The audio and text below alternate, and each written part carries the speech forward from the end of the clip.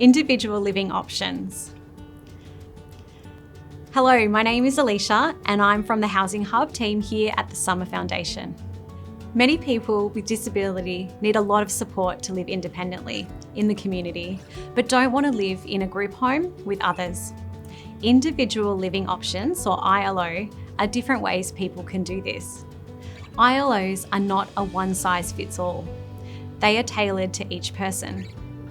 It's easiest to understand ILO when they are described with examples. Firstly, there is a host arrangement.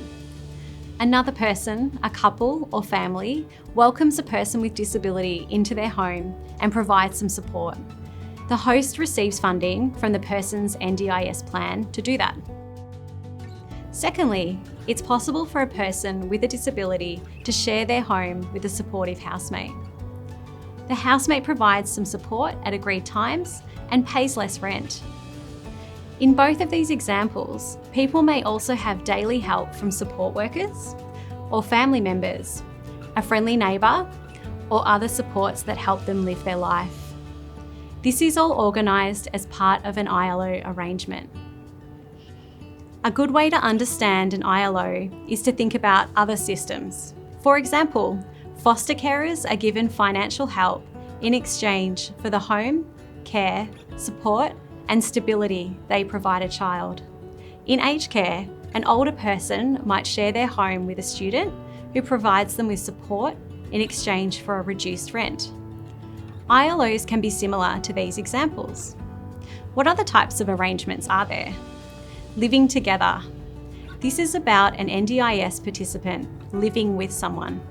They already know the person, or they choose the person through the typical ways that housemates find each other. Participants may have a mix of these kinds of arrangements that help make things work for a long time. For example, two NDIS participants may live together with a co-resident, or a living arrangement may also be supported through a friendly neighbour. You may also continue living with your family, and this is supported by co-residency or a part-time host family. How do you work out what you want? How do you find people, and how does it get funded? There's a lot to think about and organise with any ILO. The NDIS can fund what is needed in two parts. The first step is where the NDIS pays to plan what an ILO might look like for you.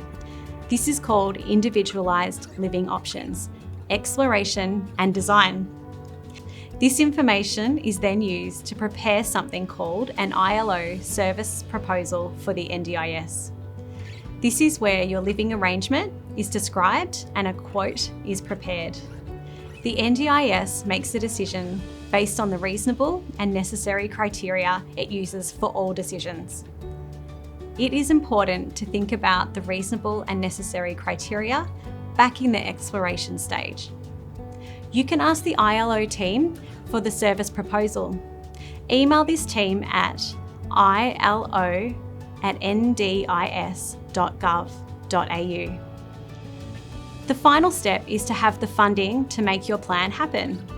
This could be things like helping you find the support people, like housemates, work out the financial arrangements needed, plan for your safety and for emergencies, monitor the arrangements and help search for the home. The funding in your plan for this is called Individualised Living Options Support Model. You can use an ILO provider to do these things.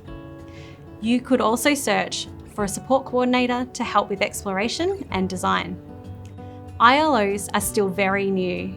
There may be providers who are using different words to describe their experience, like individual living arrangements, host family or host care, home share, alternate family living arrangements, and shared living.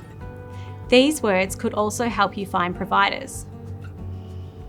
The two main things that can't be paid for from this funding are the cost of a property, such as rent, and an hourly wage to co-residents, hosts or neighbours. What's the difference between an ILO, SIL and SDA? Specialist Disability Accommodation, or SDA, is about housing. If a person is eligible for SDA, the cost of this housing is paid by their NDIS plan. SDA doesn't include the services or support you need to live in that home. That is where ILO and SIL come in. SIL stands for Supported Independent Living. This is about round-the-clock paid support provided to a person while living in their home. While SIL is most often provided to people who live in shared accommodation or group homes, it can also be to one person receiving support in their own home. ILO arrangements use different kinds of support than paid support workers in a roster of care. You can be eligible for SDA and create an ILO arrangement for your support.